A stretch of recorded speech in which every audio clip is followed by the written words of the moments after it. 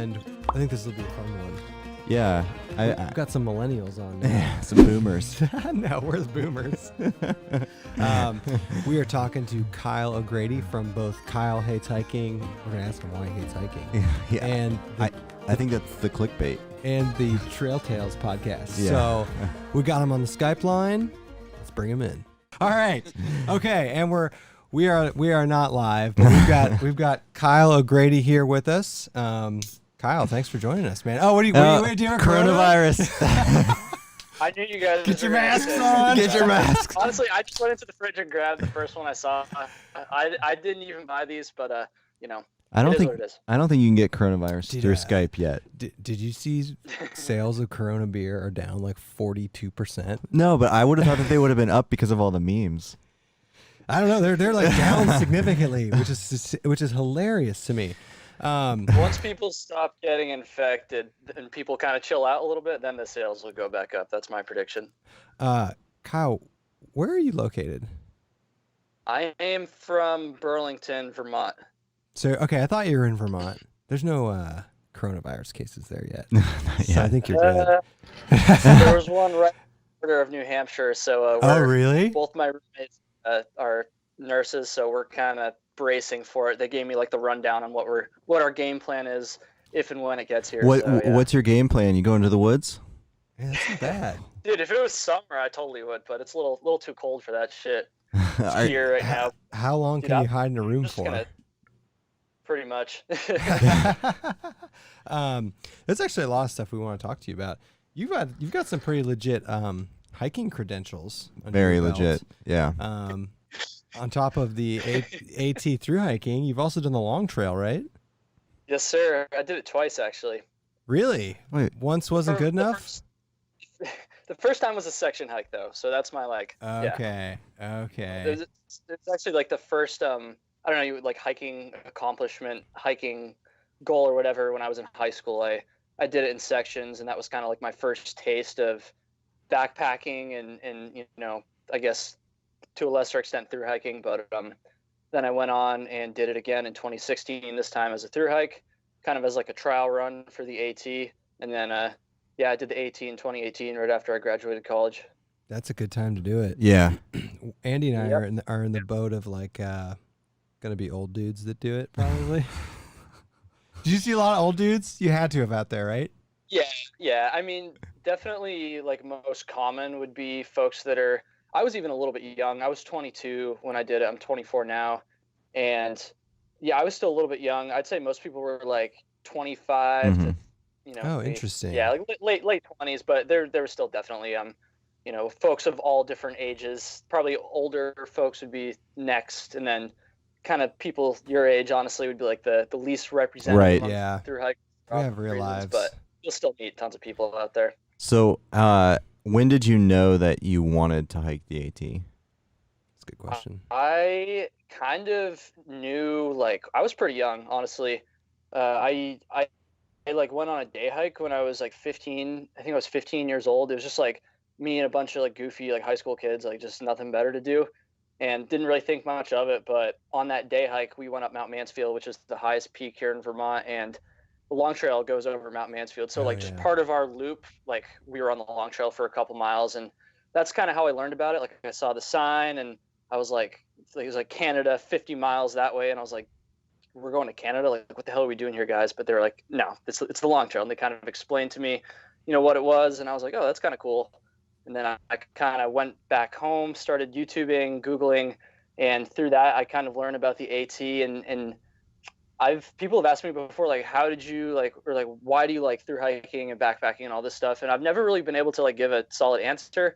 All I know is that when I first like learned that people will literally walk from Georgia to Maine in one shot, like something just clicked in like my like 15, 16-year-old head. And I just kind of like stuck with that idea all the way until I graduated college in 2018. I feel like that's surprising that you said like most people are in their mid-20s. You'd say I feel like if you went to college, after you graduate college is the best time to do it. If you're in your 20s, maybe. You probably don't have enough time in the summer, right? I mean, you got to leave in like March or something like that. You did it late, didn't you? Did you start at May or something?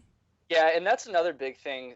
big thing as well. Like most of the people that do it right after college have to leave late, like I did, because I didn't start until, and I went northbound. I didn't start until May 14th. That's And like late. as I'm sure you guys know, like most people are starting. You even got people starting like now, which is probably still on the early end a little bit. But I mean, I guess it's March now, so yeah, March and April are usually when people are starting, and I didn't leave until mid-May. That's super late. That's when Big Chief left. He left in May. Oh yeah, one dude. When Andy and I were down in Grayson Highlands last year, we just randomly met some dude who was a subscriber, and he's like, "Yeah." Oh, nice. He's like, "You guys, I'm hiking the AT because I got into all the YouTube stuff." We're like, "Whoa!" And he's like, "Yeah, I just started." I wonder if that dude finished. I don't know. When are you gonna hike the PCT? I don't know, man. I sometime soon. I don't want to put like an exact. Is that date on Is it I 100%? definitely want to. Like 100% in the next But, 5 years? Yeah, I Good. think so. It depends. Like, I have a full-time job and stuff too, and I enjoy my job a lot. So a little bit hesitant to just like, dip Yeah. in that regard. But I want a triple crown. I'll say this. I want a triple crown before I turn 30. That's my goal. So once you So turn 30, as long as I get it done before then, we're good. Yeah. Then you're waiting until your 60s. Once you turn 30, there's no time. So you're 24, so you got 6 years, Yeah. and you don't Yeah. have any like immediate terms to do the PCT, like obviously not this year or next year. Can you repeat that? Like you're not anticipating doing the PCT like very soon. Like you're not gonna do it this year or next year, right? This year, no. I won't rule out, yeah, next year, but I won't commit to it either. Right. It's like so much of like my plans are kind of up in the air right now. It depends on a lot of stuff. Honestly, a lot on my job. So, and honestly, a lot on like Trail Tales, my podcast, and Yeah. the YouTube stuff as well, because that's been picking up a little bit of steam lately. So there's a lot of things at play. But I will do it, or I will try to do it. At least I learned very early on the AT not to like completely like, oh yeah, I'm definitely gonna finish before you even get out there. But yeah, I'm gonna try for sure. So, we always like talking to thru hikers because obviously it's not something that we've ever done on a long trail, at least. So, if you don't mind me asking, like, what was your highest high on the trail and your lowest low? Ooh. We're going deep. Ooh. Highest high. Okay, so there's kind of I'm not going to include finishing because I feel like that's kind of obvious. That's a cop out. Yeah, answer. good point. Good point. I didn't think about that. Because that was definitely pretty awesome. I think for me, there's like 2 high points. I'll give you 2. The first one was when I made it to Harper's Ferry, because like we kind of talked about I felt like I was like against the clock for a lot of my first half. And once I made it to Harper's Ferry, like I didn't really need to be that worried about it before then, but something just like clicked in my head where I was just like, I've talked about this on Trail Tales a lot. For some reason, I just like chilled out a little bit after that. Mileage, I didn't chill out. I still kept pressing, but I kind of gained some confidence there. And so that felt really, really good. Like walking out of Harper's Ferry, plus because you just made it through Virginia, the longest state as well. So like, I still remember like crossing the bridge at Harper's Ferry, just like walking out of there, dude, it felt so good. And then I think the second, like this was probably, other than Katahdin, I think this one was probably the highest moment, making it to Vermont. So obviously, as we established, I'm from Vermont. I'd hiked the long trail previously 2 times and had failed to hike it 1 time even before that. So that first 30 miles of the AT and long trail in Vermont, I had hiked like 3 times before I even got there on my thru hike. So like I just knew that section of the trail really well. And when I first started, dude, like making it to Vermont might as well have been just as far away as like Katahdin, because at that point, I don't remember exactly how far it is from Springer to Vermont, but I mean, it's probably, I don't know, like 1,500 miles, maybe something like that. Some AT like nut is probably yelling at their phone. It's a long way, that's for sure. And then of course, like the home state thing, obviously like making it to my home state felt like really, really good. Right. I mean, I'd been kind of battling that whole time. That's what it felt like. So those 2 are probably the highs. And then the lowest, Honestly, this might sound a little bit weird, but I think like I don't know if I want to call it like the lowest point, but just like the most like mentally challenging part of the trail for me was actually like Maine, like Mm-hmm. right at the very end. And I think it's because I had placed like a pretty heavy emphasis right from the start on not paying attention to how far I had. Yeah. So I don't know if you guys have ever seen like the AWOL guidebook, but in the guidebook it has, next to every single waypoint how far like you've gone to that point and how far you have like left to go to until you get to Katahdin. And so then they're right next to each other. I'd pretty much just like trained my brain to just block out that second number there. Yeah. I just only pay attention to how far I'd gone. Like don't think about how far I have left to go. And for some reason, when I made it to the Maine border, like through Vermont, I was good. Through the Whites, I was good. But like right after I hit that border, it just like all of a sudden I just like let myself start to think about the end. And it's like, yeah, you're in the last state and you only have a couple weeks to Yeah. go. In comparison to how far you've gone, it's not that far, 280 miles, I think it is, something like that.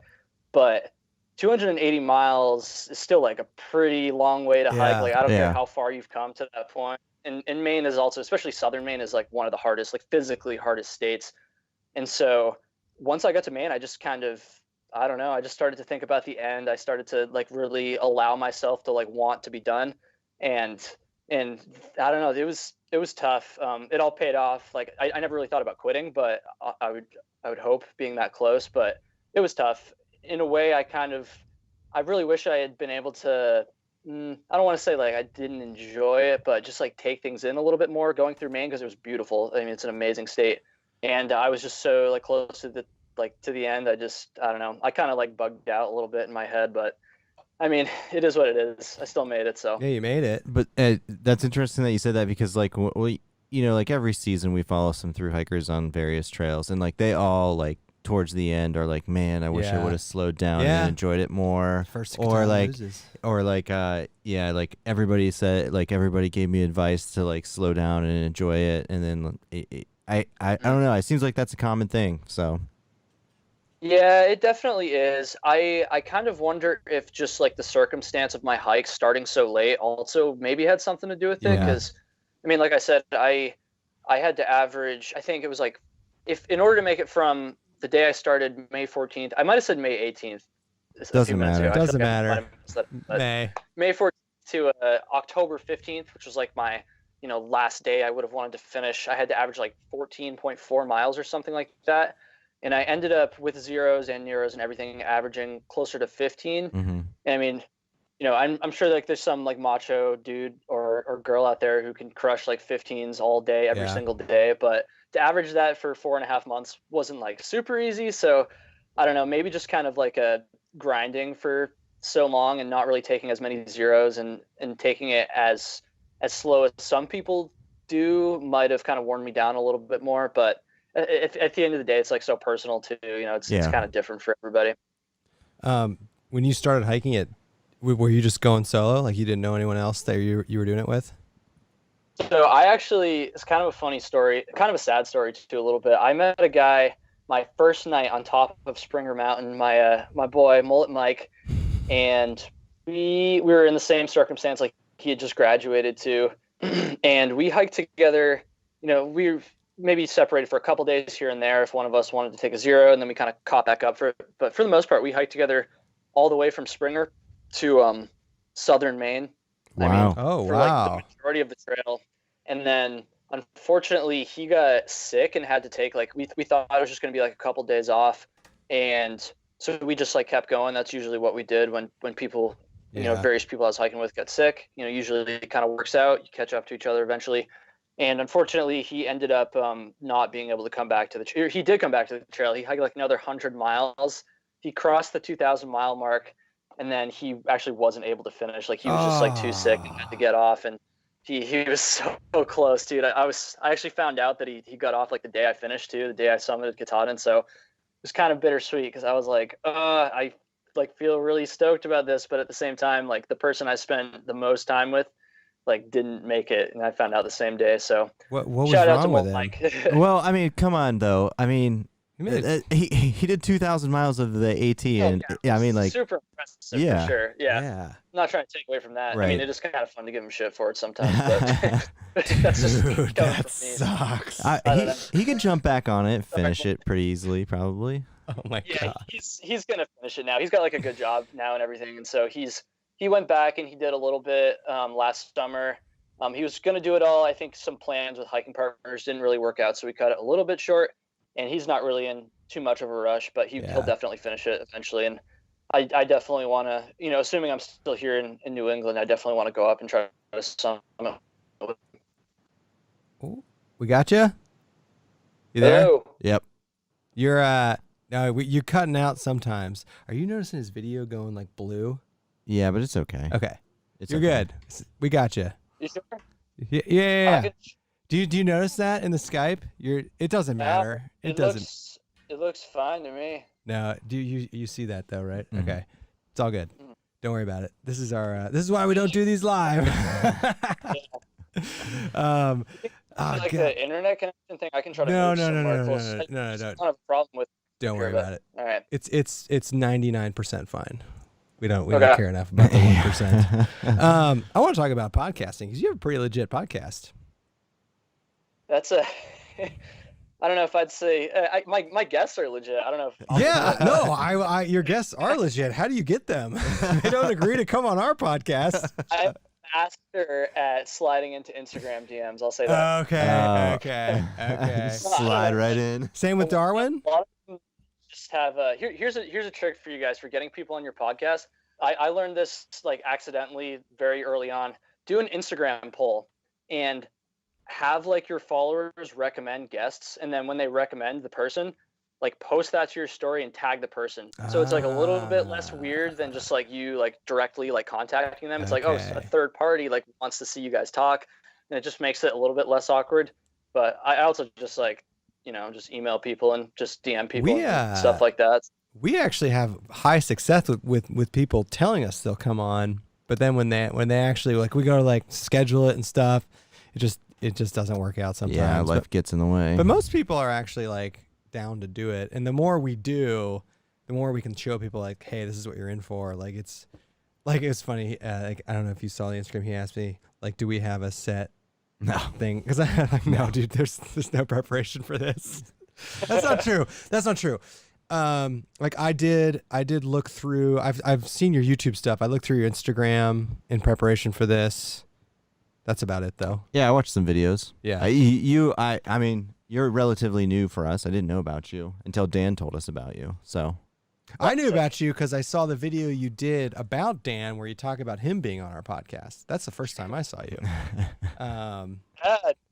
Dude. Oh, dude. By the way, the Dan. So Dan called into our live stream the other day, and we were texting. He goes, dude.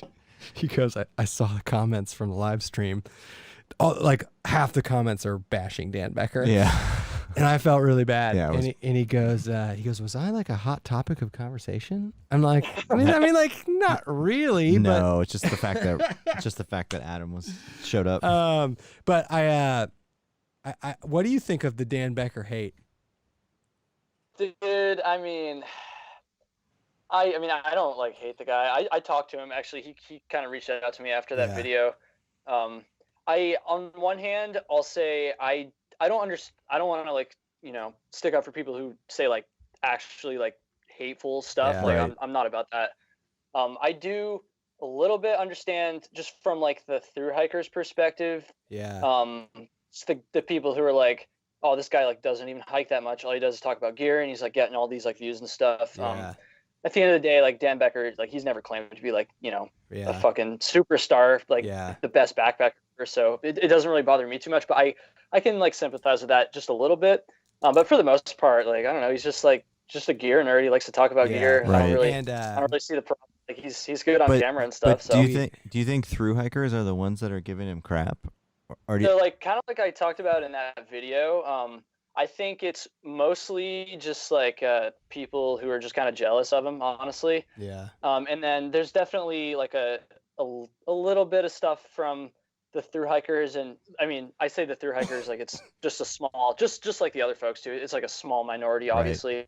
But yeah, I think thru hikers sometimes give them a little bit of shit. But honestly, dude, I feel like most of it, and this is just speculation, but I feel like a lot of it is just people who probably already know like most of the stuff he's talking about, and they're Yeah. like kind of jealous that he's getting like all the views and Yeah. honestly some of the money too, and they're Yeah. just like, oh, like I could do that, but they're just like, you know, they're just bitches and they can't go on camera because they're I don't know. we were talking to him. That's who I think it is. We were talking to him because we were with him 2 weeks ago about how, and I'm sure you're experiencing this because you're getting some nice views. The majority of people watching backpacking content on YouTube are not thru hikers. They're Dan Beckers.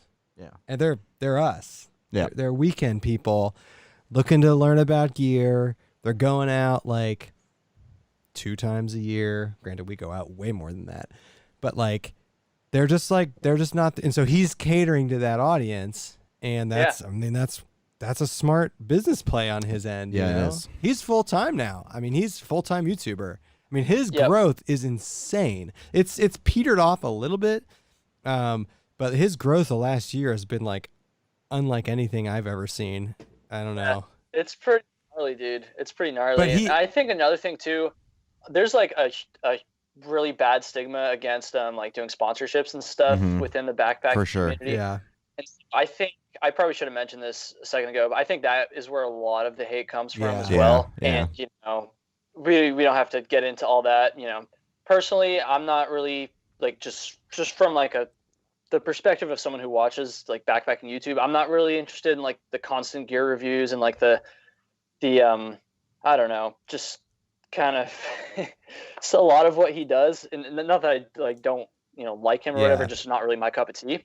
But I think a lot of people give him shit for the sponsorships, and like I get that, like people don't want to be just like sold to constantly, but at the same time, I don't think he's like super unreasonable about it. Like it's usually pretty obvious that he's doing this. It's not like he's like kind of misleading people. So I don't know. That's a big aspect of it as well, I think. Shoot. He's getting sponsors. So are you when you like a when you watch backpacking stuff, are you like a trip guy? You prefer the trip videos or yeah, I would say so for the most part. I honestly don't watch as much backpacking YouTube as I used to. When I was like first getting into it, like I said earlier, dude, like Syntax 77, like I was probably the only like 16-year-old watching Syntax 77. I seriously doubt that. I seriously doubt that. And I like still watch some of his videos. He's awesome. I've talked to him on Trails a couple times, and I don't know. Honestly, dude, I kind of wish there was more people doing goofy stuff, like stuff that I don't want to say stuff that I do, stuff that I try to do. You do some goofy I guess stuff. It's definitely goofy. Whether or not it's actually funny is debatable, but that's kind of like where I'm at, honestly. I really wish there was some more people doing like some funny stuff, but I don't know. That's kind of the void I'm trying to fill at the moment. Who's like what else? What are you watching on YouTube? So, like I said, Syntax. You mean like hiking or just like anything? Anything? Yeah. Dude, I watch so much YouTube. Like, okay, where do you even start here? A lot of like niche stuff. So I'm really into like punk rock and like stuff like that, pop punk. And so there's this channel called the Punk Rock MBA, and he just like talks about really it's honestly like backpacking channels except about punk rock, just like really nerdy shit that nobody cares about unless you're like super into this. So I watch a lot of that. I watch a lot of just like, I don't know, like biographics and geographics. I don't know if you've ever watched them before. I even watch some like vlog channels, like Nelk is a channel which I'm sure nobody, never heard if of you're these. of like 25 has heard of before. It's like, I don't know, it's a little bit cringy sometimes. Like some prank channels, dude. Okay, Some of that stuff. okay. I'm younger, like, so I watch some of that stuff. Dude, like some like just like vloggers and stuff, like everything. Like I'm on YouTube probably way more than I should be. I feel like, even like for my channel, like a lot of the stuff I do with like the stupid photoshops and jokes and stuff, I feel like I've kind of like taken influence from people who make videos that aren't like in the backpacking niche. I'm trying to like take some stuff that I see in other niches and kind of bring that to this. It really doesn't seem like too many other people are doing that stuff. So no, not at all. No, and it's interesting, like what the backpacking YouTube market was when we started versus what it is now. It's way different. But we were just talking too about how you and I don't have nearly as much time as we used to just sit there and watch backpacking channels all the time. No. And in fact, the majority of what I watch on YouTube isn't necessarily even backpacking stuff. Yeah. I'm a strictly at this point, I'm only watching people's trip videos and then some other random videos as I don't have the time, and I watch a lot of stuff that's not backpacking related. Me too. It's like I mean, we were watching 600-pound life clips earlier. Yeah, one thing I should have said a second ago, I watch you guys, like straight up. I think this show, and I also think the backpacker breakdowns. We haven't done one of those in a while. Like, I love that stuff because I feel like there's not very many people that are doing videos that are like more unique than just like the gear reviews, the top 10 backpacks or whatever shit, and then like trip videos. And I think this show, and I also think the backpacker breakdown idea is just like super creative, honestly. So I really like your guys' channel as well. I'm not just saying that because I'm talking to you guys face to face right now. We appreciate that. And what's thanks, man. Yeah, what's funny is that the breakdowns, the BSing, and the trip videos get by far the least amount of views compared to the gear. Our trip videos do pretty well. They're doing weirdly. But the breakdowns and the BSings don't. But it's like, but we love to do it. This is what we like to do. And there are, and I don't think you fall into this category, but there are a lot of people who just create content based on getting views, and I don't shit on that. I get it. Like, you can make money doing that. Yeah. Andy and I, like, this is never going to be our job ever.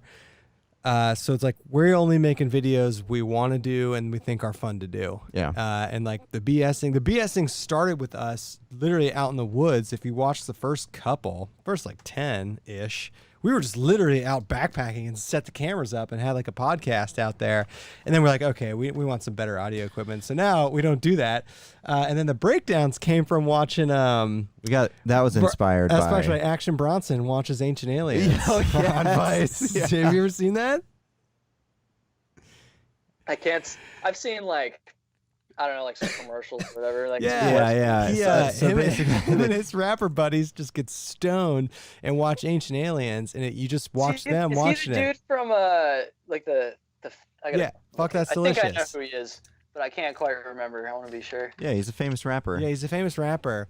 And he's got that's the guy. And he's got this show on Vice where he just has all of his famous rapper friends, and they have a table just filled with bongs and bowls and stuff. And they just get super ripped, and they're doing it in front of a green screen, and they play the Ancient Aliens behind them. So we actually thought about doing that. We might do that in the new studio. Well, yeah, we liked the concept of like watching something and then doing commentary. Now, obviously, we're drinking beer, whiskey, and LaCroix. Yeah, we're not ripping weed. But the other thing is like you got to be careful with the breakdowns because like. You don't want to be an asshole, and I don't know. We have to like those are, and I have one I've been sitting on for like 3 months because I had to edit it so properly based on what was said during it that it gets really dicey, especially when we do it with other people. So those can be a little bit dicey, but they are fun to do. They are an absolute pain in the ass to edit, though. You have to sync multiple cameras with what you're watching and then multiple audio sources. It sucks. But they are fun to do. Yeah, we haven't done one in a long time. No, we will in the new studio. Yeah. Hey, if you ever do one of me, you don't have to hold back. Okay. And I can take it. So we probably cut out when we do those. We cut out 50 to 60%. I mean, seriously. The hilarious thing, what we can do with his is we'll just find all your gear videos, and then we'll go back and forth between this, where you talk about like how you don't like making gear videos so much. See, the thing is, like, kind of going back to what you were saying a few minutes ago, about making stuff that you actually want to make. Right. Like, if I was just gonna make like a straight up like serious like video about like gear, for instance, like I did a video on hammocks I posted on Monday. Oh yeah, if we I was watched just, like, that. super That's serious doing with it, well. It would just be like boring as hell, Yeah. But Yeah. instead, I made like a bunch of masturbation jokes. So the way I see it, it's kind of like a compromise between making a video that people actually want to watch on a subject that you might, like, on the surface not be like incredibly excited to talk about, but still like adding your own twist on it and making it like fun for you because you just, yeah, like, at least for me, I just make it goofy as hell. So No, and I that's kind of the told. way I, like, I don't know, navigate that. No, that's awesome. And I told old D Ball, Dan Becker. So Dan, Well, when he started blowing up, so he released a video literally a year, January of 2019. That was like favorite luxury gear videos. Yeah. And he started blowing up, and he not weaseled his way. He got into the Ohio backpacking YouTube crew, and he called all of us. Literally, like, call us all on the phone. He literally texted me. He's like, "Hey man, can I call you?" And I was like, "What?" Okay. And he had like 1,000 subs, whatever. But he was clearly trending, and I was like, "Dude, the only way you're gonna do this long term is if you make stuff you actually want to make, not make stuff that does well." And I truly believe that. I don't know. Sometimes I see him getting a little burned out on his videos, and I don't want him to burn out. You can just tell it sometimes. No, I don't know. I don't know if I just don't want him to burn out. nobody wants anybody to burn out, but I don't know if I agree with your statement, but What, you don't think he's getting burned out? no. I said I don't know if I necessarily agree that the only way to be successful on YouTube is No, to for the long term, for like 20 years. yeah. Like, well, you and I want to do YouTube for 20 years. No, seriously. Okay, think about this. Has YouTube even been around for 20 No, years? no. This is the point I make to him, and he agrees with me. And you're a young millennial, so you'll agree with me. boomer. Yeah, we're boomers compared to you. So YouTube was started, I think, in 2009, but YouTube really hasn't been mainstream probably like 2012, 2013 to now. And the demographic of people that watch YouTube are like your age and younger, and then like 50 and up. The demographic of people watching YouTube are going to hit the 18 to 30 metric like now, and YouTube is going to be freaking huge. And in 15 years, now I don't know if it will be YouTube, because YouTube has no competitors right now, but user created content, I think, is going to be a large chunk of entertainment in the future. And I think if you can do this for 15, 20 years, I know you can't, like, it's weird to think that far in the future, but like, it's going to be so much bigger then. So I like our play is the long con. Yeah, and how we do that is we just do what we like, so that we're always passionate about it. Yeah, exactly. That's what I mean. No, I get that, but I was just saying, like, I think that there's a balance that a lot of people play where it's just like sometimes you gotta put out a clickbaity video. And like, I'm not saying sometimes we don't make our thumbnails a little clickbaity or like the titles a little clickbaity. Everybody does that a little bit, but like the I content. definitely do that. You have great thumbnails, by the way. Dude, I love making thumbnails, dude. You have Like, great thumbnails. I think it was, again, go back to that channel I talked about. I think it was the Punk Rock MBA. Like, one time he said in like a podcast interview, he was like, if you're not cringing at your thumbnails a little bit, like, you're not doing it right. So I really take that to heart. You have really good thumbnails, though. Really good, actually. But wait, what were you gonna say? I was just gonna make a comment about selling out too. I mean, we don't have any sponsorships. So like we're selling out. But I mean, like, I know a lot of people get crap for like accepting gear or whatever, partnering for something like that. No, I don't care about that. No, I don't care. I we accept free stuff all the time. I do not give a crap about That's that. the perks of YouTube, man. Like we get. It's great to get really nice gear at heavily discounted. Have people started reaching out to you yet? I've had like the kind of shitty. Yeah, the shitty Chinese companies. Yeah. It starts there. It starts there. You got Ridge Wallet Yeah. yet? Yeah, if you got Rich Wallet. I haven't had anybody like that I actually like want to use their gear. Right, But if yeah. someone does reach out, like, and I'm actually like It'll interested in the happen. product, I'll definitely do it. Like, I'm so down for that. And the Chinese companies reaching out to you never stops. Do you respond to them? I'm already getting like at least like 3 or 4 a week. Like, it's kind of ridiculous. Do you respond What'd you to say? them? Do you respond to them? I kind of A couple of them, I just was kind of like fucking with them, and I just said like, yeah, I'll do it for like $5,000, and then I don't reply after that. Hey, that's what Becker. Hey, that's There's some advice to that. You're putting time and energy into it for what, a $20 piece of gear? Yeah. So, hey, actually, like, we're down with that. And then I'd be like in the predicament of, do I actually want to talk about this stupid like like beach tent on my like channel? Like, but I could buy a new camera with $5,000. So Yeah. Very unlikely that will even happen, but shit, I don't know. I guess it's a pretty good predicament to be in. Yeah, we just straight up don't respond to them. We've probably gotten 500 emails from different companies. Oh, dude, just based on the number I've got so far, I can absolutely believe that. Yeah. And then we do not actively get approached by legit companies too much. We do. But like, so it'll be more like we'll reach out to them and be like, hey, if you send me this, it'll be in a video. Like, I'm not saying it'll be in a good video. I'm not saying it'll be in a lot of videos, but if you send this to me, it will be in a video in some way. But there's been some exceptions, but most of the people have approached us. There has been some exceptions, but most people have approached us. Yes. And you'll start to get that.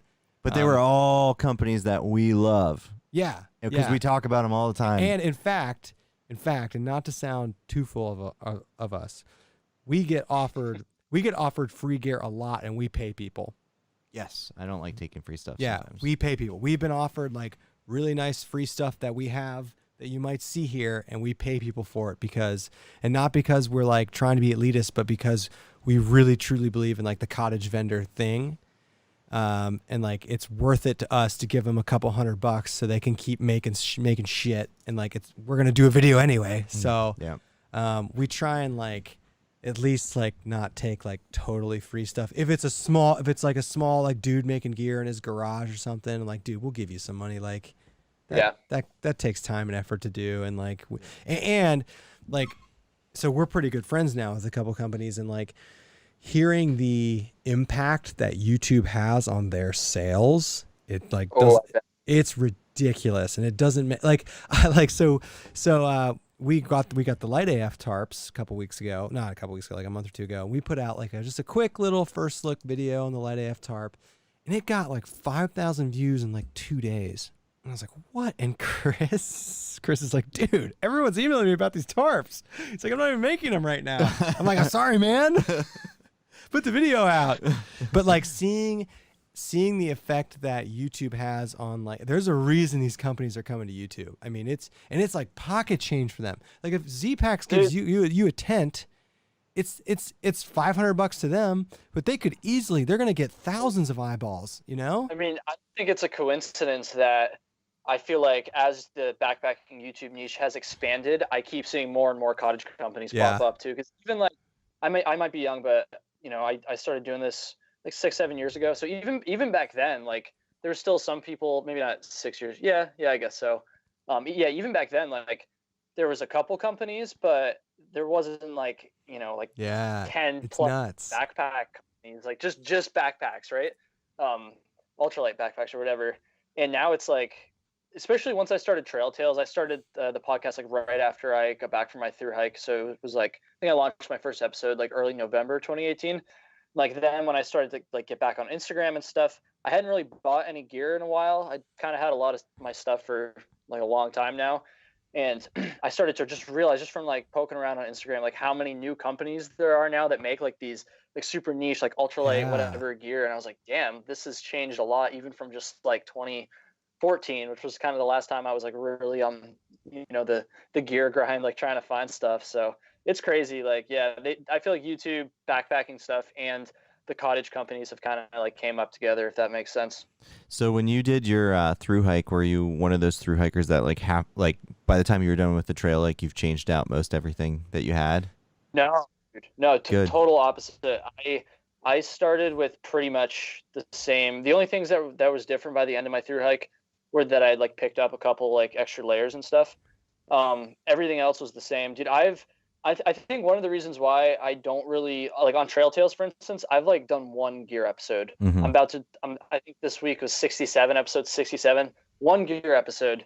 And I think part of the reason why is because I've like had like the same gear for like so many years now that like like none of my stuff is like new and exciting and sexy. So I'm just like not that excited. It's great gear, but I'm just like not that excited to talk about it, I guess. Plus people would be like, why are you recommending like a, 6-year-old backpack or whatever? Uses a ULA. So That's awesome. Yeah. DDT, dude. I bought that thing, or I didn't buy it actually. It was a gift because I was in high school still. In 2014, I was given that frameless backpack. So people always say like frameless backpacks are gonna break or whatever.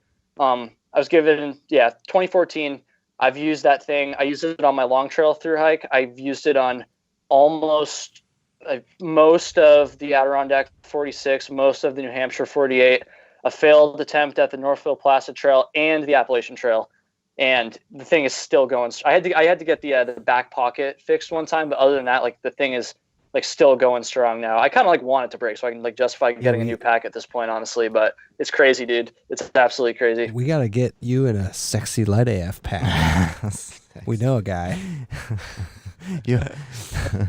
I saw you using the ULA. I'm like, damn. And it's like a ton of your stuff. I'm like, wow, you've been using that for a long time. I had the Ohm for a few years. Yeah, you had a ULA pack. That's right. You don't really see like that many of them anymore. Well, Amy Rauch just got one. Right? To your point, they were kind of like one of the first, in Yeah. my opinion. Yeah, they were. That's I did see a decent amount on my through hike, Yeah. but again, that was a couple of years ago now. So, which is crazy to say. It feels like it was just yesterday, but yeah, a little while ago now. So, this is something I always talk to through hikers about. Well, like one through hiker I know, well, two now. Did you get the post trail depression? Actually, I talked about this on when I was a guest on another podcast called Byland. I don't like to call it like post trail depression because like I wasn't like depressed. You know? Blues. I know, or like actually depressed, and like I don't really like to go that far. Yeah. That's definitely. I like to call it like the post trail blues, though. Yeah. I know most people call it post trail depression. I like to just say like the post trail blues or whatever. I definitely got it a little bit. For me, it was like I already had like my job now lined up before I even started my through hike. So nice. I went from like summiting Katahdin to being in a cubicle within like a 2-week time span, like clean shaven, like business casual. So that was a little bit depressing. I always feel like weird saying this because I'm like super like grateful for my job. Like I don't want to complain about like my white collar job, like fucking first world problem. But just the contrast there was a little bit shitty. But I think once I got my first paycheck, I started to feel a little bit better. Because it feels like I feel like the first 2 weeks were tough, and then after that I started to feel better, which probably again corresponds to the paycheck thing because I was pretty broke at the end of my third hike. But I don't know, it was fine. I think if I had kept a little bit more active than I did, that probably would have helped too. Because I was a couch potato for like the first couple months. I gained like 20 pounds after I got back. Oh wow! And so that wasn't great. I think if I had, or if I just lived somewhere that wasn't like freezing cold and dark at 4:30 in November, then that probably would have a little bit better too. But I don't know. It wasn't great at first, but I made it through. You're talking to two cubicle warriors here. We're the cube life. Cubicle through hiking. What do you do for a living? I want to know. I'm a software developer. What kind of software? So my company, I don't want to like go too specific. No, but, don't. I know you write code though. Software. So I write. So I don't actually write the product. I write automated tests that like they're just UI tests basically. Okay. So like our tests will literally just launch a browser and like log into the product and go and test this button and prescribe a medicine and like do all this stuff. And it's basically just so when developers check stuff in, then and maybe their stuff like worked the way it was supposed to, but it broke something else that they weren't specifically working on. And our tests kind of like gate that, and so we can catch some of those issues before they get shipped to a customer. Dude, you're white collar AF, bro. Yeah, man. Dude, I write code for a living too. That's why I was curious. I don't do that sort of code writing. But I saw like on your Instagram some stuff about writing code. So I'm like, I gotta talk to him about that. I figured it was software development. Yeah, I studied computer science. Oh, nice. digital art as well, which is where I got my thumbnail skills from. Dude, I CS, studied computer nice. science so I could get a nice software job, and I studied digital art so I could make stupid thumbnails on YouTube. No, dude, that's actually cool. That's another thing with you. Like when I was in college, because I'm 10 years older, I'm 9 years older than you. Like computer science was not a thing. Like, Really? No, I mean computer science has really taken off in the last 10 years, ever since I graduated from college. So like we go to hire people and we can't even find people with advanced degrees in computer science because they don't even like exist yet. So that's a cool. No, that's a pro tip that you got into that. I don't know, that's very cool. But man, you really ride cubicle life hard then, if that's what you're doing. That's like that's a big juxtaposition there, man. Hiking the AT and sitting in the cubicle, dude. Again, like I'm like super grateful for my job, but I don't know. I was lucky. I get like a decent amount of PTO for like a an entry level developer, so I kind of like save all that for the summer. Yeah. Like that's honestly, I'm kind of worried about this stupid virus thing, because if I get sick and I have to use a bunch of my PTO, then that's like a couple days I can't hike this summer. So dude, just go to work sick. So Andy and I no, I'm not gonna do that. we don't like to divulge much about our occupations, but Just keep it high level. Andy and I work for a very large corporation, and the corporation we work for is doing coronavirus resiliency testing. So my entire department today of 200 people all had to work from home to test. Cool. So their shit is, you're just going to work from home for months on end if you need to. So we were like stressing our IT systems doing all that. And yours was Tuesday? Yeah. So like there's no PTO. There's just like your ass is in bed with a laptop Drinking Gatorade. Yeah. Don't come to work for like 2 months. That's Yeah. But it's been like, dude, this coronavirus shit could get a little out of hand. Could. I have a background in the biomedical sciences, and dude, it could get real weird. You live with 2 nurses, dude. You're fucked. Yeah, I know. We were talking about it. They're gonna try to steal some masks from work though, so we have that going for us. Dude. Sorry. No, it's hey, just go live in the woods. I guess in Burlington, Vermont. Andy and I have been to Burlington, Vermont, actually. Yeah, I've been skiing there too. Oh, yeah? Yeah, we that's right. I've never been skiing there. We went there in the summer on like a family trip. We toured the Ben and Jerry's factory. We got some Birkenstocks. When we were young. That's awesome, man. It's beautiful though, man. Ohio sucks. Have you ever been down here? Good segue. I like drove through it when I was a kid, but dude, I could never live in an area. That's another thing. You say like the contrast between like my screen keeps No, going you're blank. good. Fine. You're good. That's like the contrast again between like the cubicle life and the hiking life.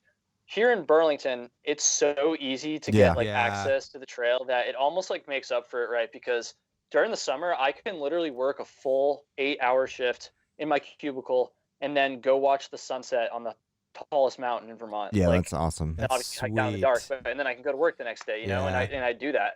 So like, it's you're like kind of my job like not very outdoorsy, very sedentary, but just the access here. And another thing about living here in Burlington too, if you're like a peak bagger, you like have super easy access to the Whites and the Adirondacks. Yeah. Like literally.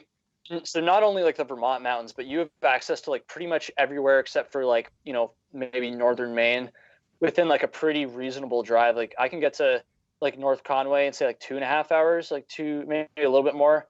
I can get to Lake Placid in like 2. That's sometimes even some other places in the Adirondacks like even quicker. So it's like honestly, if for someone who loves to just like mess around in like the woods up here and like someone who's trying to do like the Northeast 115.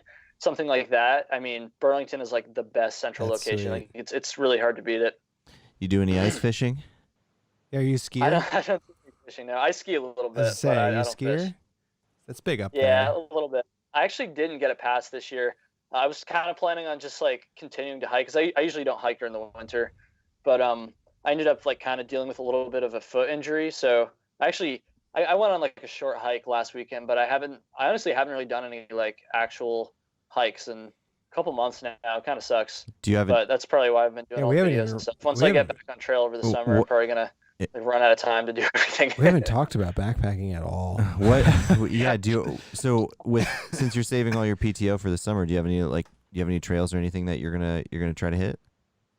So I have some tentative plans. I think I mentioned a few minutes ago. I guess I was 19, 2015. I tried to through hike the Northville Placid Trail. For anybody who's not familiar, it's like 100. They actually added a couple miles to it. I think it's like 130 miles now, in the Adirondacks. And I did at the time. I think it was only like 120 or something like that. And me and a buddy did like 90 before we bailed. And I actually have a whole video on that. But it's kind of a stupid story. I won't go into it now. But anyways, I want to get some redemption on that because that's like that's the only one I've failed and haven't like gone back and completed since. And so I'm thinking about doing that in the fall. I should be able to bang that out with like just like a week of PTO plus the 2 weekends. And then I have like 5 peaks left for the Northeast 115, and they're all like northern Maine, like the furthest ones away from me, which makes sense. But I really need to get up and finish those. I was like within a mile and a half of most of them on my through hike, but like I said at the end there, I was just like I just couldn't bring myself to do any extra miles. There's one that was like 0.2 off the trail, and I did that one, but like there was one that was like 0.6 off the trail, and I got to the intersection and I was like, so close. I didn't do it. So I was like, I'll just have to come back. Like it'll be a whole nother trip. And so I got to finish those up. And then I have a buddy that I met on my through hike actually, who's going to be moving up here. And so I'm just planning on taking him on like a bunch of trails in like the Whites and the Adirondacks. Now that I've like finished the Adirondack 46 and the New Hampshire 48, I'm trying to go and like experience a lot of the trails that like people don't really hit because they're not, a part of like the peaks that everyone wants to do.